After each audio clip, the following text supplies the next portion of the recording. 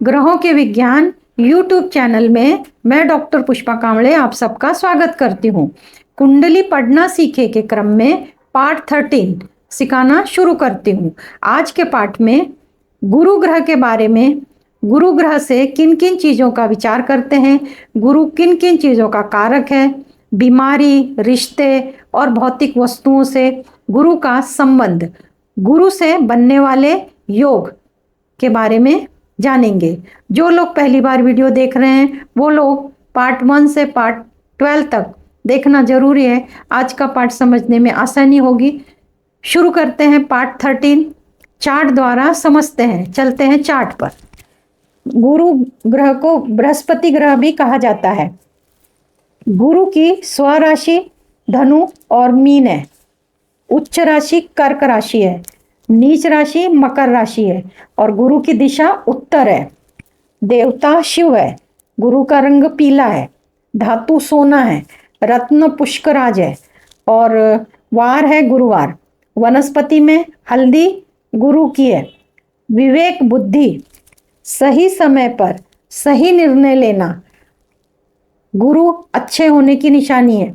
अनेक प्रकार के ज्ञान, वस्तु विशेष के बारे में, जीवन जीने का ज्ञान, आध्यात्मिक प्रगति करना, शास्त्रोक्त ज्ञान होना, विद्या प्राप्त करना, ये सब गुरु से देखा जाता है। गुरु नीच राशि में होता है तब शिक्षा में रुकावट आती है।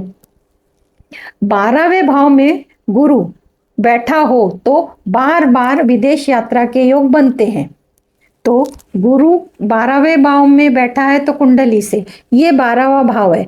अगर यहाँ पे आपको गुरु मिलता है, इस कुंडली में गुरु है, तो इस जातक को बार बार विदेश यात्रा करने के योग आते हैं। इस कुंडली में 12वें घर में गुरु नहीं है। इस कुंडली में 12वें घर में गुरु नहीं है। तो 12वें भाव में जब गुरु बैठता है तो वो जातक बार बार विदेश यात्रा करता है और उसको विदेश यात्रा के योग बन जाते हैं। धन में उतार चढ़ाव स्थिति देखी जाती है। जमा पूंजी का विचार गुरु से करते हैं। संतति होना गुरु से देखते हैं और संतति का, पुत्र संतति का सुख मिलना ये गुरु से देखते हैं। पुरोहित का काम पूजा पाठ, मंत्र इत्यादि सीखना और सिखाना गुरु से कुंडली में जाना जाता है कि ये कर सकते हैं या नहीं। शरीर में चर्बी का विचार गुरु से होता है। अधिक मोटापा, शरीर में अधिक मोटापा होने का कारण गुरु ही होता है। भाग्य अच्छा है बुरा है कैसे देखेंगे? अगर भाग्य अच्छा है तो तब साधना का फल मिलता है और तब साधना आप रेगुलर करते हैं। अगर बुरा है तो तब साधना आधे में ही छोड़ देते हैं तो उसका फल नहीं मिलता। भाग्य का कारक गुरु है। अब भाग्य का कारक गुरु तो कुंडली में 9वां स्थान है, भाग्य है। इसका कारक गुरु होता है। गुरु से क्या क्या देखते हैं? प्रतिष्ठा, अच्छी बुरी, किसी भी प्रकार का अभ्यास सीखना और सिखाना, अच्छा मैनेजमेंट, प्रबंधक, MBA, बैंक इत्यादि के बारे में गुरु से देखा जाता है। प्रजा का विचार गुरु से करते हैं। परिवार, दीक्षा देने का जो उपक्रम होता है और जो लोग दीक्षा लेते हैं दोनों ही गुरु के अमल के नीचे आते हैं और मंत्र दीक्षा गुरु के अमल के नीचे आते हैं। गुरु दीक्षा देने वाले की कुंडली में गुरु अच्छा होता है और लेने वाले की भी कुंडली में गुरु अच्छा होता है, तब ये स्थिति जम के आती है। तीसरा, 5वां, 7वां, 9वां, 11वां होता है तब मांगलिक कार्य में यश आता है। मांगलिक कार्य में भाग लेना गुरु के अधीन आता है। दादाजी के बारे में देखना गुरु से ही देखा जाता है। बड़े भाई के बारे में गुरु से देखा जाता है। भाषा और व्याकरण को अगर समझना है तो कुंडली में गुरु देखना पड़ता है। ज्योतिष, अगर कुंडली में गुरु की स्थिति अच्छी है तो अच्छा ज्योतिष बन सकता है, अच्छा कर्मकांड कर सकता है, पुरोहित बन सकता है और वो पुरोहित गिरी भी कर सकता है। मृत्यु उपरांत गति 8वें भाव से कुंडली से समझते हैं। ये 8वां भाव है। 8वें भाव में अगर गुरु है, इधर 8वें भाव में गुरु है, इधर 8वें भाव में गुरु है, स्थित है, तो मृत्यु के उपरांत गति प्राप्त होती है, यानी कि पुनर्जन्म आसानी से हो जाता है। घर, गाड़ी, भूमि का सुख, रोग प्रतिकारक शक्ति। अगर कुंडली में गुरु अशुभ है तो पिछले जन्म में मंदिर के पुजारी के साथ कुछ तो भी वैर व्यवहार हुआ था, दुश्मनी थी। सभा अध्यक्ष, दान पुण्य करना, सहानुभूति, दया दिखाना, शरीर में नितंब, यकृत, लीवर का विचार गुरु से होता है। छठवें, आठवें, 12वें भाव में गुरु जॉन्डिस, पीलिया रोग देता है, कफ प्रकृति देता है। तो कुंडली में 6, 8, 12, 6, 8, 12 ये भाव में अगर गुरु होता है तो इन बीमारियों का सामना करना पड़ता है। कफ प्रवृत्ति होती है, जॉन्डिस, पीलिया, इनको इनकी दशा अंतरदशा में इन रोगों में से जाना ही, इन रोगों का इनको प्रादुर्भाव होता ही होता है। 6, 8, 12 में गुरु होने से इस कुंडली में भी गुरु छठवें भाव में है। ये जातक को भी इस बीमारी की तकलीफ है। इसमें गुरु 6, 8, 12 में गुरु नहीं है। इस तरह गुरु 6, 8, 12 में होने से क्या क्या तकलीफ होती है ये देखिए अब सेकेंड पेज पे। दूसरा, गुरु की 5वीं, 7वीं, 9वीं दृष्टि शुभ फल देती है। जहां भी गुरु बैठता है, अभी गुरु यहाँ पे है, 12वें घर में है, यहां से 5वीं, 1, 2, 3, 4, 5, 5वीं दृष्टि इनको घर का सुख बहुत अच्छा। 7वीं दृष्टि रोग रिपुरण, तो ये तीनों में से गुरु मुक्तता देता है। 9वीं दृष्टि, ये भाग पे 9वीं दृष्टि पढ़ने से ज्योतिष का, रहस्यमय चीजों का, LIC का जो भी फायदा है ये इनको 9वीं दृष्टि से मिलता है। शुभ फल, अशुभ भाव पर भी दृष्टि पड़ती है, तो अशुभ भाव तो ये अशुभ भाव हो गए। गुरु यहाँ बैठा है तो ये अशुभ 2 भाव पे पड़ी, यहाँ पे 7वीं और 9वीं, तो ये अशुभ भाव पर भी बैठा है और अशुभ ग्रह को देख रहा है, तो इसके भी शुभ परिणाम मिलते हैं। तो ये दृष्टि शुभ फल देती है। भाव में स्थित ग्रह पर दृष्टि होने से ग्रह की वृद्धि होती है। अब गुरु 5वीं दृष्टि से मंगल को, रवि को, बुध को देख रहा है, तो मंगल के भी प्रवृत्ति में वृद्धि होगी, रवि के भी प्रवृत्ति में वृद्धि होगी और बुध के भी प्रवृत्ति में वृद्धि होगी। यहाँ पे गुरु 7वें दृष्टि से देख रहा है, यहाँ पे कोई ग्रह नहीं है, और यहाँ पे 9वें केतु, तो केतु आध्यात्मिक ग्रह है तो इसमें प्रगति होगी। तो जिस घर में कोई ग्रह नहीं है वहाँ तो वो घर एक्टिवेट होता है, और जिस भाव में, घर में ग्रह बैठा है तो वो ग्रह भी एक्टिवेट होता है। ये सूत्र से यही समझा जाता है कि गुरु की 5वीं, 7वीं, 9वीं दृष्टि शुभ फल देती है और अशुभ भाव पर दृष्टि भी शुभ फल देती है। तो यहाँ पे अशुभ भाव पर शुभ फल देती है। भाव में स्थित ग्रह पर दृष्टि होने से भी ग्रह की वृद्धि होती है। आई थिंक ये समझ में आ गया है। शुभ परिणाम मिलते हैं।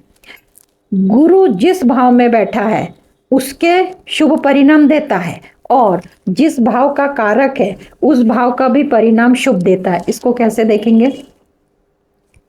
गुरु इस भाव में बैठा है तो गुरु का मुख्य घर है भाग्य, तो गुरु भाग्य के फल इस घर में बैठ के देगा, और उसकी जो राशि है 9 और 12, पंचम स्थान के, अष्टम स्थान के, भाग्य स्थान के गुरु 12वें घर में बैठ के ये 3 घरों के फायदे दे रहा है। यानी कि 12वां घर भी गुरु काल पुरुष की कुंडली में 12 नंबर मीन राशि 12वें घर पे आती है।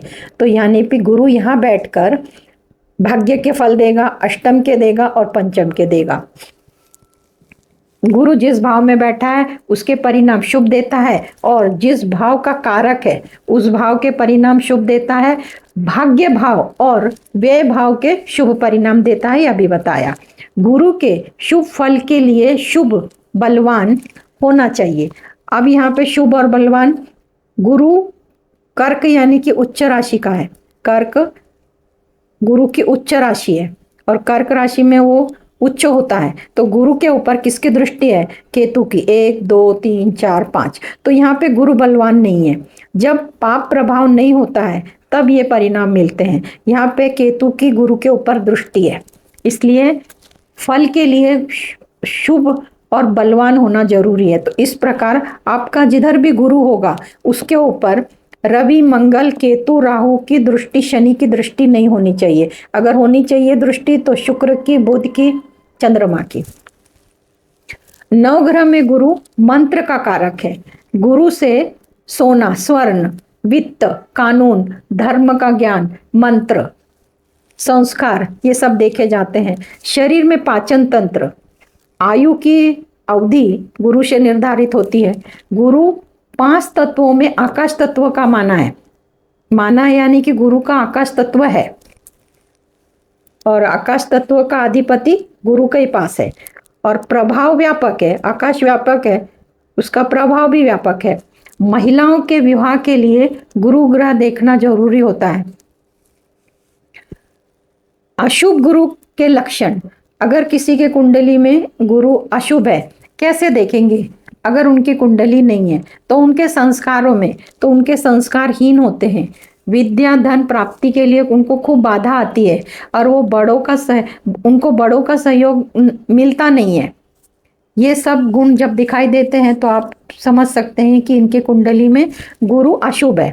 पाचन तंत्र में बिगाड़, अगर पाचन तंत्र की हमेशा समस्या रहती है तो समझ लेना कि गुरु अशुभ है। संतान की समस्या, संतान होने में तम समस्या है, या संतान होने के बाद संतान सुख नहीं है। बड़ों का आदर न करना, आप अपने बड़ों का आदर नहीं करते हैं और निचले दर्जों के लोगों से काम करा के लेते हैं, और उनका भी आप उनके साथ अच्छी ट्रीटमेंट नहीं देते हैं। उनको समाधान कारक जो भी आप उनको समाधान देना चाहते हैं वो नहीं दे पाते हो, तो समझना कि आपका गुरु आपके कुंडली में अनिष्ट है। तो इस सब के लिए उपाय है, मंत्र है, दान है, पूजा पाठ है।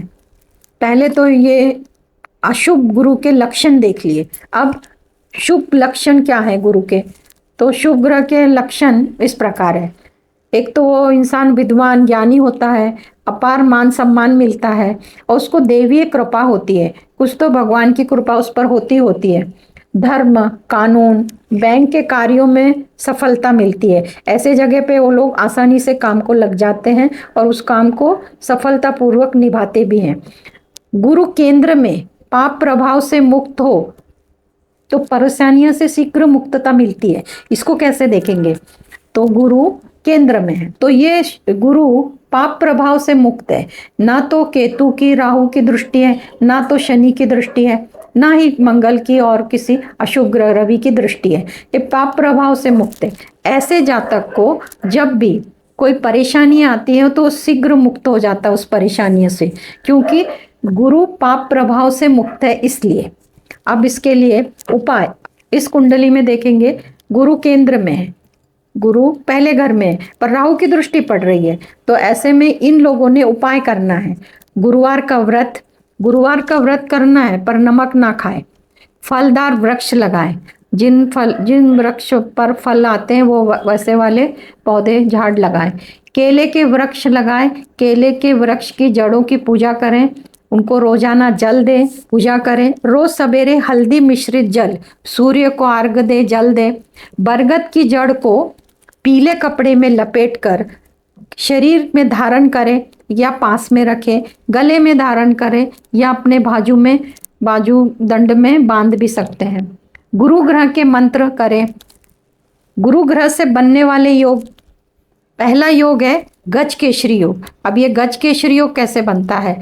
तो गुरु चंद्र केंद्र में 1, 4, 7, 10 भाव में धनु मीन कर्क राशि में होने चाहिए। तो कुंडली में देखते हैं गज केशरी योग गुरु चंद्र केंद्र में, तो गुरु और चंद्र केंद्र में धनु राशि में बैठ गए, तो इस कुंडली में गज केशरी योग बन गया। इसके फायदे क्या क्या हैं? तो जो भी भौतिक सुख हैं, पारिवारिक सुख हैं, सब समाधान कारक मिलते हैं। दूसरा हंस योग। अब हंस योग में केंद्र में 1, 4, 7, 10 भाव में धनु मीन कर्क राशि में गुरु बैठा हो, तो गुरु धनु राशि में स्वराशि का होके केंद्र में बैठा है, तो हंस योग भी बना। तो इस कुंडली में हंस योग और गज केशरी योग दोनों बने। और दूसरे कुंडली में देखते हैं, अभी यहाँ पे गुरु पहले घर में केंद्र में आ गया है, परंतु राशि ना धनु है, ना मीन है, ना कर्क है, तो ये गज केशरी योग भी नहीं होगा और हंस योग भी नहीं होगा। हंस योग में सिर्फ गुरु होना चाहिए और गज केशरी योग में चंद्र होना चाहिए। दूसरी कुंडलियों में देखते हैं, हंस योग और गज केशरी योग में फर्क है। हंस योग सिर्फ गुरु होने से बनता है और गज केसरी योग गुरु और चंद्र दोनों होने से बनता है। नियम दोनों के लिए सेम है। केंद्र में स्वराशि और उच्च राशि में होना चाहिए। स्वराशि धनु और मीन, कर्क राशि उच्च। अब इसके बाद षडबल में गुरु लग्न में कारक होता है, यानी कि पहले स्थान में गुरु कारक होता है, वो किसी भी राशि में हो। इधर स्वराशि में है तो सिंह राशि में है। षडबल में गुरु कारक होता है। गुरु किन किन भाव का कारक है? तो गुरु धन भाव का कारक है, धन भाव का कारक है गुरु। संतान भाव का, पांचवें भाव का कारक है गुरु। विवाह भाव का तो सप्तम भाव का कारक है गुरु। भाग्य भाव, ये जो नवम स्थान है इसका कारक है गुरु। लाभ स्थान 11वां भाव का कारक है गुरु। इस तरह गुरु ज़्यादातर भाव का कारक होने के कारण संतति से गुरु से होती है, विवाह भी गुरु से होता है, भाग्य उदय भी गुरु से होता है, धन लाभ भी गुरु से होता है। ये सब इतने फायदे गुरु से हैं। अगर किसी की कुंडली में गुरु अनिष्ट है, गुरु नीच राशि में है, गुरु 6, 8, 12 में पाप प्रभाव में है, तो उनको गुरु के मंत्र करने चाहिए। तो गुरु के मंत्र इस प्रकार हैं।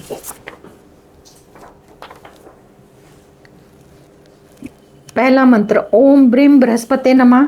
ये मंत्र आपको 11 लाख बार करना है। ये नवग्रह मंत्र है। ओम ग्राम ग्रीम ग्रौम सह गुरुवे नमः। ये मंत्र आपको 108 बार करना है। तांत्रिक मंत्र है।